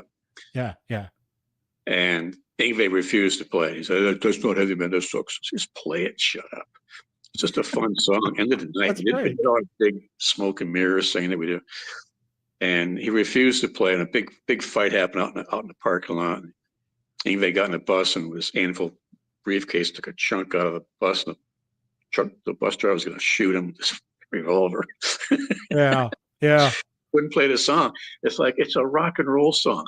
Not him. There's just blinders, but it's Yeah. got Yeah. to be this thing. And it's like, man, lighten up. And that was kind of the beginning of the thing deteriorating with that kind of attitude. It's just a fun song. I mean, Well, he was 20, right? yeah, So it's he 20, was much younger than the rest of the gang that was in the band. right? And he hadn't been a lot of places. Yeah, And, exactly. He's been and sheltered. trying to explain to him about American radio and what we had to do. And Island of the Sun. Island of the Sun is actually a New England song. Oh, no kidding. Yeah, we showed to Graham the first day we ever played together. Yeah. And Graham liked the music. He thought it sounded like a Motown song. That's what he said. It sounded like Motown. I said, okay. Yeah. And he wrote the lyrics to it about being in Alcatraz Island of the Sun. Yes. And Graham had the music to General Hospital. He wrote that. Right. Our things weren't all written by Yngwie. There's this thing that he wrote all the songs and took it away and started his own band and Schmucks. It's like, no. Right. Well, we can hear the Yngwie songs because they all still sound like Yngwie. Yeah, I mean, he played, but like Yngwie played some of his best solos ever on those records because he was playing a little more melodically than he did on his own stuff. When he got to his own stuff, he a little more berserk on it and a little less restraint from any producer. Sure, so sure. Chopped it. Yeah. We're doing great. Now chop it in half. Yeah. He definitely when he has no governor, when he's doing his own solo stuff. Yeah, he's just killing, and just driving it. Same. So we made a great record. It was a great combination of things. We had the melodic thing that New England had. We beefed it up with some more horsepower. Yeah, they're always the heavy freaks of the band. I want to be in the Who. I don't want to be in a folk band or anything like that. So at the point of this type of, just, I guess, personality clashing, and of course, just working on the road, I'm sure that's a grind too, and for a 20-year-old that has never really done it, I'm sure that he's just like, what the, because look, I'm not going to, finger point anybody because I've seen it myself in so many different reasons behind why people do certain things. But I do understand that if you guys were matured pros and then you got a kid who's just great talent, but he's 20. He's 20. We were playing someplace and he did some move where he kicked the Heineken bottle over the back of his amplifiers. Yeah. Looked pretty cool from the audience. That's pretty cool. Yeah. It went backstage and broke on a fork truck of a Teamster loader. And the guy was sitting on the truck, and he was not happy when we got off the stage. He was going to kill him. Yeah, he's lucky he survived that. Yeah. And it's like there's things you don't do. So when all this finally came to a standstill, and he says, "Enough is enough. I'm done with this." Did you guys just like, "Oh, great, here we go again," or was it not just like, "Okay, well, fine, thank you, and we'll move on"? No. In fact, I'm working right now with a guy in Sweden who's writing the definitive book on Yngwie. It's going to be a big ass book. We're going for the last 2 or 3 years. And I'm going through journals since 1978. And I got every day that we played and where we were and what happened. Oh, that's so awesome. And I'm filling him on what did happen and what didn't happen. Yeah. What did happen was that Yngwie just would, the manager kept, was feeding him drugs and telling me he's the next best thing since Tarzan and everything. And he got offered a 4-song EP by Polydor in Japan as part of Alcatraz, just a 4-song little disc to go goofy, play instrumentally. That's cool. We thought it's great. But he became so hard to be around at one point. So we decided we're going to change guitar players. Okay. We finally talked the manager into doing that. She didn't want to do. We didn't want to do it, but it had to be done. Right. that it was just too much. And Graham was just beside himself with the whole thing. He felt whatever he was the biggest proponent of getting rid of Yngwie. Really? So we told Yngwie one day that there was nothing going on a Sunday afternoon. He could stay at his apartment in Woodland Hills and with his girlfriend noodle around on his new RA guitar. Meanwhile, we auditioned in Burbank, California that day. All our gear set up on the big Studio A stage. The whole back when Mr. Steve Vai from Frank Zappa's band and Chris Impellitteri, another great guitar player. Yes. Both of them, one after the other, playing Krina Corey and Jet to Jet, and they wailed on that shit. So, right. We can do this without the aggravation. We're going to do this without the aggravation. So we're going to pick Steve. Steve is quirky, but there's something about his quirkiness that is an original thing. There's an original thread in there. Chris played note for note, and it would just be changing one for the other. Right. Copying, not growing, not becoming adventurous. With Steve, anything's possible. He's just doing dog tricks on it, with the song. I got to play that. So, yes. You make it more complicated. Always dropping beats and these little Frank Zappa hitches. Come on, make it straight. It's a rock. Yeah. So anyway, we talked to Steve and he's in. So we were about to go on the Ted Nugent tour. We did 30 shows. The Ted Nugent Penetrated tour, the summer of '84. Yeah. We ran down to Rockshire Records and told them the good news. We have a new guitar player in the band who's going to just think Yngwie is great. This guy's great too. Trust us. You know what we're talking about. Right. Feel it in my heart. This guy is going to be just as famous, just as big. No problem. And we took him off guard. And then they said, well, since the record just came out, can you just do the tour with him? And then when you go for the second record, then make the change for the new guy. And we said, okay, we'll do that. Mm-hmm. So when we took off on the tour with Yngwie, Steve was at his house starting writing songs for the next record. Yeah. So when we came off that tour,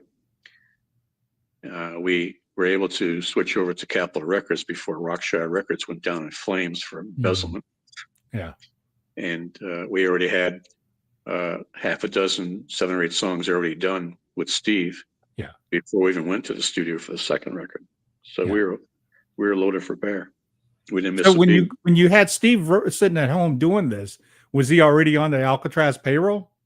No, he was just home, plunking around, writing songs. Okay, so he's just on good faith of knowing that he's going to be the next band. Okay. And Chris Frazier, who's now in Foreigner, had their own band, 3-piece band. They were out playing gigs and stuff. Yeah, I remember that. Yes. They had the Attitude song, and we played the Attitude song with a keyboard part. That was pretty. That's cool. Right.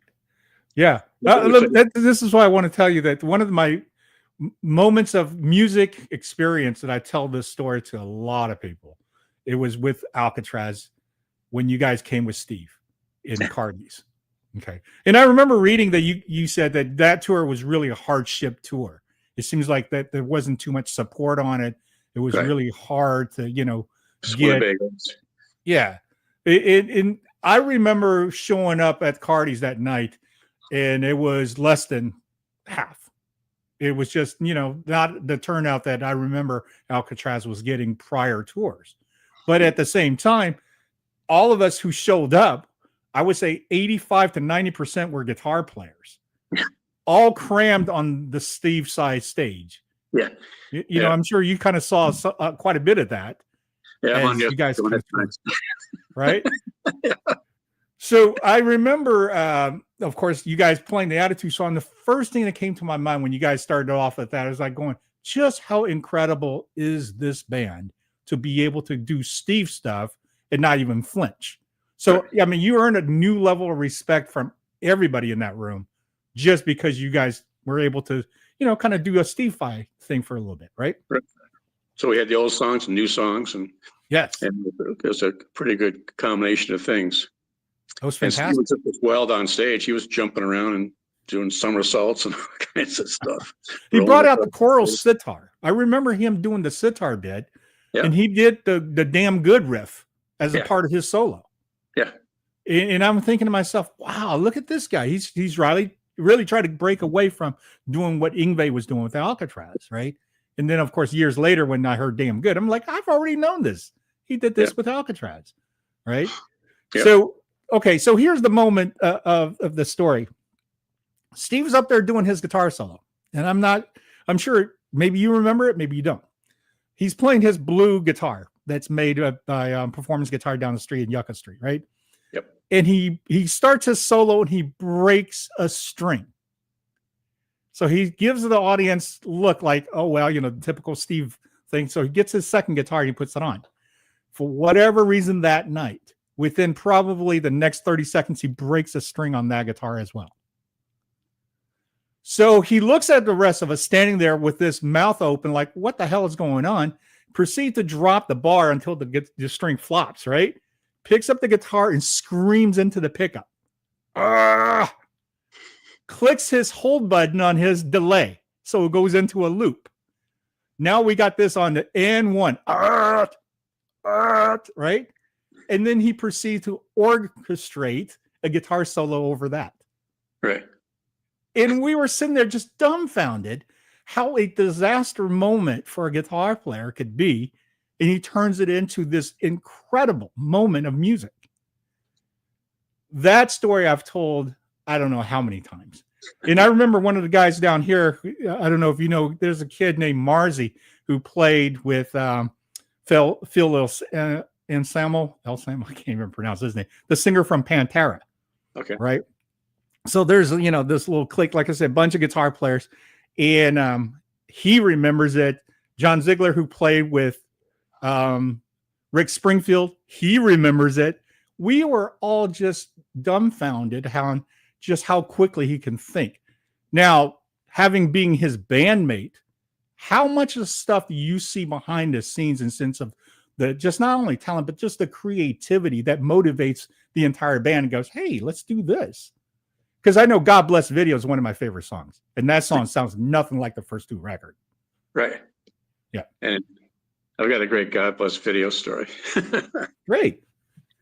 Well, it took place years later, but one of my sons was like in the 4th grade, and I went into his room one night to read him the riot act about doing his homework and turn the radio off. Let's get down to business here. I'm tired. I don't want to hear it. And I realized that one of ours, they're playing God Bless Video. And I said, wow, what radio station's that? And this is in the days of DOS, like in the mid 90s. And he goes, not the radio, Dad, it's the computer. And I said, ugh.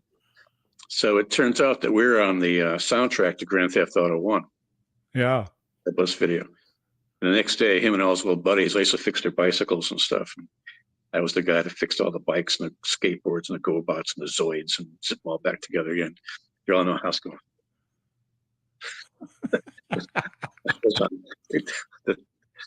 The soundtrack for Grand Theft. I was on the video games. That meant something to them. And absolutely. I said, I got a room downstairs of guitars and gold records. No one in the block's got that. I mean, but that's a new generation. I mean, you're appealing to a whole new group that would have never would have gone into a record store and did like what we used to do, flip through records and things like that. Right. And my friend, my son, who's now in his late 30s, was out with his buddies a couple of months ago. He told me the story. He said, he's out with his buddies, and his buddy goes, your dad plays bass in Alcatraz? And he goes, yeah. He goes, Jesus. Really? Your dad's in a heavy metal band? Yeah. Yeah, he still is. Awesome. Yeah. All right. My son thought that was pretty funny. Oh, that's awesome. I mean, whenever you can say, what does your dad do? My dad works on cars. My dad works in a print shop. My dad plays bass in a metal band. What do you want to pick, right? That is the ultimate coolest dad job. I mean, you know. My dad was yeah. That's funny. That's great. And when you hear this type of things, did nobody in licensing kind of contact you guys, or you just start getting checks? Or well, Steve wrote the song. He got the publishing money on that. He got paid. He got 100% of that from license. Yeah, that's 100 of his. Yeah, I think Graham. They probably split it because Graham wrote the lyrics. Yeah, and it was a takeoff Graham he didn't like the romantic movement with Duran Duran and ABC and all those bands. Right. There was a bunch of pretty boys with guitars, and I thought that was pretty cool. I liked the fact that they were getting dressed up and looking cool. I thought that I championed I like those guys, like Duran Duran. But Graham didn't like it. So he wrote this song that God must have blessed video to allow this to happen. Here's MTV with all these bands, and therefore God bless video. And again, when that song came out, people thought it was a Christian song. They weren't going to play it on the radio. Mm. So that record didn't do so wonderfully either. Right. Oh, interesting. So you just can't have music without conforming to the man. You know, you've got to write this small C thing that's going to be on the radio. You got to sing to. You can't have any abstract lyrics on it. You got to sing "I love you, you love me, isn't it sweet?" You know, yeah. Moon and June, and that's people love songs. Trying to tell anybody there's no such thing as a hit record in the top 10 or top 20. It's in a minor key for starters. So take that. Well, there's a lot of truth in that. Yes, it's not. You know, Huey Lewis and the News was selling bazillions of records. We were on tour one night somewhere out in Wyoming. Some night, one night, dark, 2 in the morning. And another tour buses are going the other side of the state going by, and they're on the radio, drivers. And they say, hey, it's Huey Lewis from San Francisco. There's Alec Chaz from LA. Hey, beeping the horns, and everybody yelling at the bus in the middle of the night. Yeah. And they were selling tons and tons of records. So with Huey Lewis, well, with that sport record, it just blew up on MTV. And then, of course, Back to the Future, when you couple with, that hit movie, I mean, how could it not, right? Yeah. So definitely that, but I mean, again, if you talk to the new generation kids today, Huey Lewis and the News, a lot of them wouldn't have a clue. Right. But yet, if you talk to them about Alcatraz, they would know 2 things. Steve Vai came from it. Yngwie came from it. Right. That's amazing that how those 2 things have legs. Right. Because of those 2 guys, like obviously what they did. But I also, let's just go forward in present time. You guys re-recorded this songs from the first few records and put it on the latest record. Yeah, just for fun. And I'll tell you what, I listened to it, and Joe Stump played on it is incredible. Yeah. In Giles, it's his name, singer. Yep, Giles is singing. Giles' vocals is every bit as robust, powerful as any Alcatraz record. When Graham was tired or sick or couldn't do the sound check, it was always Giles that sang the sound checks for us. Really? He sounds good, He sounds great. Yeah. Because he was in management, but he's also a rocker. He's been in bands before. He was managing bands. Yeah. And so he fits in really well. Yeah. And they're off and running. and this is where, the album's available. I went to look for it on HD track because I like to buy stuff on $24.96. The really high res stuff and open. And the previous of course releases from Alcatraz are there. Right. And I have that on my computer, but the new one's not. So you have to go to like Amazon and Apple. Right.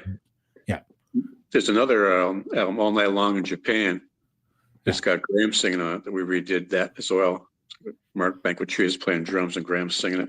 Doing the first album again. That sounds really good too. Yeah. Those are some tracks we did in Japan a long time ago and just reused them and put it all together. So it's kind of fun because there's some things you miss when you do things, and you always wish, 10 years later, I wish we could have done this, wish we could have done that. Yeah, yeah. Got a chance to, change things around, make it fun. Got to be fun for us first before it's fun for anybody else. Sure. Yeah. And I think that record's great, and everybody should go check it out. The name of the record, help me out here. The latest release is, what is it called? Something. Both of us are going, duh. The Previous Convictions. Previous Conviction. That's right. Okay. Because I have it on my playlist. And everybody who's out there have not gotten this record, you need to go check it out. It's mixed beautifully. And this is why I says this is every bit as powerful, robust as any of previous releases. And because there are songs that we've already been familiar with and heard of, and to hear it in this type of dynamic, this type of mix, was it's a royal treat. I loved it, Thank you. And the book again here, no bass, no party. Let me go here, right? You're not doing any kind of book tours or anything like that for this? See, we got photos for people who can't read. Yes, there you go. And I love a lot of instance of historical stuff in here. Yeah, stage passes, all that good stuff. I just this weekend I was notified that my book is now going into hard copy. There's going to be a collector's version for like $50 or something. Awesome. Is So it going to that's be autographed, or do we have to like send Yeah, it I've to got you? no way of doing that, unless you come to town and I'll meet you at the donut shop. There you go. Well, are you going to jump back on tour soon? Yeah, I'm not sure. It's just a lot of things going on. It's been hard to take that much time. Like they're out for 20 shows in 20 days, next 20 days. Yeah, And stuff. And I got things going on here that need to be taken care of. sure. So Sure. Fully it's understand. I'm not, 29 years old. Hey, let's go to LA tomorrow. Sure, let's go right now. Jump in a car. Let's go to LA. I'm up Yeah. for that. Because I was Yeah. always the guy. I was always on the edge of the surfboard. I would drive, let's go. Yeah. And we did all that stuff. Yeah. So Yeah, you seem to be very savvy about taking opportunities and get the most out of it. And that Yeah. to me is I think a huge contribution to where you are today in your career. And Yeah. and I wanted to just want to, take that time out and say, hey, I want to thank you and appreciate what you've done for all of us in rock because of in sense of the kind of band that you put together was something that we thought wasn't going to be more than just that one trick pony, but you didn't let it happen that way, and Jimmy didn't let it happen that way, Right. and I think that's great. And Danny Johnson, I was a very much aware of Danny Johnson as well. Mhm. And I thought it was, nice progression, although I'm sure every one of us would rather have Steve keep going, a little bit more. It was different for the times in the late 80s and stuff. We had a lot of pressure, and Capitol Records wanted to give us some songs from other writers, and Graham didn't want to do that, and they threw us off Capitol Records. Thank you. Well, Graham couldn't see it just for the sake of the paycheck. He thought he'd make more money if he had writer's credit, but if you don't have a good song, who cares? You got 100% of nothing's nothing. Right. Right. Where the people in Heart who we were on Capitol with had just they're on the third turn around the world on that record at that time. Yeah. Don Gerson and those guys said we hook you up with Bryan Adams and a bunch of other people. Aerosmith did it. It's not hateful. Yeah. People, if you like the music, you like the music. It doesn't really matter who really wrote it. Yeah. To some extent to the band's DNA. But I mean, like Jefferson Starship, Jim, we built this city on rock and roll. Some people hate them for that. But guess what? They're on the radio, and that pays their bills and lets them do another 10 records of music you might like. Right. So is that, it's a connection down the road. Yeah. And I want to thank my publisher, my book publisher, Books We Love Music in Alberta, Canada. I got contacted last year. They said, would you like to write a book about the music business? I said, who? I said, could I do that? And I thought I could never fill a book with enough information to do that. But I started writing, and my book came out, and it's been really, really a cool thing. It's a whole different thing of what I've been doing as far as playing music goes. Right. My book, and I'm still #1 in the publisher's list since April, the best-selling book so far. And I had a lot of fun putting the story down and squashing some of those internet rumors like Clive Burr, Yngwie's thing. Yngwie did it with the band. It's like the last 2 shows we did when Steve played before we did the album. Yngwie still didn't know that we had already done that, so it took him by surprise. And now they're best friends. I mean, and Steve has helped Yngwie out big time with the G3 tours. He and Joe Satriani have taken Yngwie with him and helped his career by getting him into the arenas and boosting him back up again. So it's funny how it all comes around. They're all good friends. We're all still good friends. That's fantastic. Yeah. And that's the important part. You can have yelling matches and stuff, but it's Well, that's family. how bands work. That's Yeah. how family works. Yeah. Yeah. You're right. So, 100%. you have And to- that's where it's so good to read some of these things in here, and as well as talk to you about it, because it opens up definitely a much bigger paradigm in regards to how much professionalism requires to sustain a career, how much forethought and planning and strategy that goes into Right. building a music career. I didn't want to write like John was some amazing bass player, but I wanted to write a story about how's a regular guy go into a department store and buy a cheesy guitar and wind up doing the arena shuffle. How do you do that? Yeah. Number one is always practice. Yeah. Well, But I mean, can't say even enough still- about that. Yeah. Even still, you could practice and be the best guitar player around and still not get nervous and still not get the right situation to propel your career into doing that. Yeah. It's happened to thousands and thousands of musicians. Yeah. So I'm lucky and fortunate that this has happened to me, and I thought it'd be interesting to write the story down for myself, for my kids and stuff. And I'm glad the way it came out. Thanks for helping me get the word out on that. Absolutely. It's my pleasure. Gary, I mean, I can't thank you enough for joining us today in sharing your story and your adventure. Because for us fans who grew up really embracing Alcatraz, this is an incredible band, not because of how you dressed, not because of how much you were hyped, but how well you guys gave us, the music. And that to me is different than I think a lot of bands that came out of the early 80s. Yeah, it was doing a band to get drunk and have fun and do parties. We did things to do music and make a mark. Yeah. I wanted maybe I'll never be in Cream with Eric Clapton, but I want to have that kind of quality of something in my life that could be in a parallel to some of that great music I've heard over the years myself. Yeah. So yeah, I think you did that.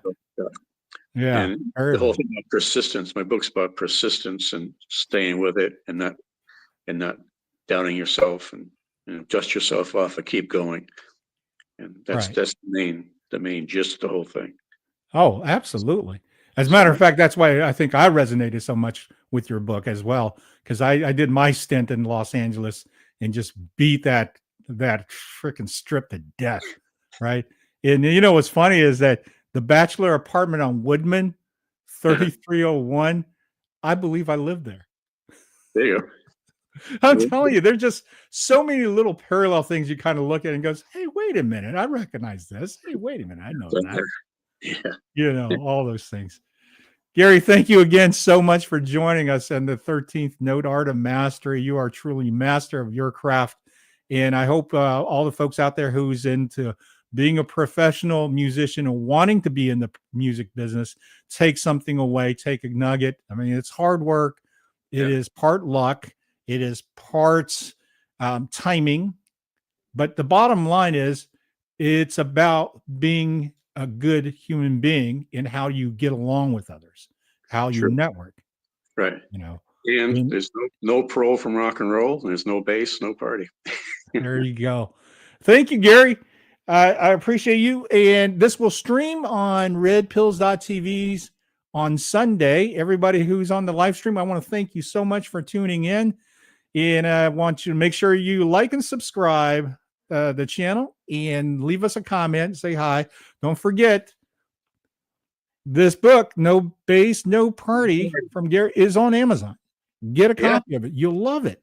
You'll love this. Barnes and Noble. Everywhere.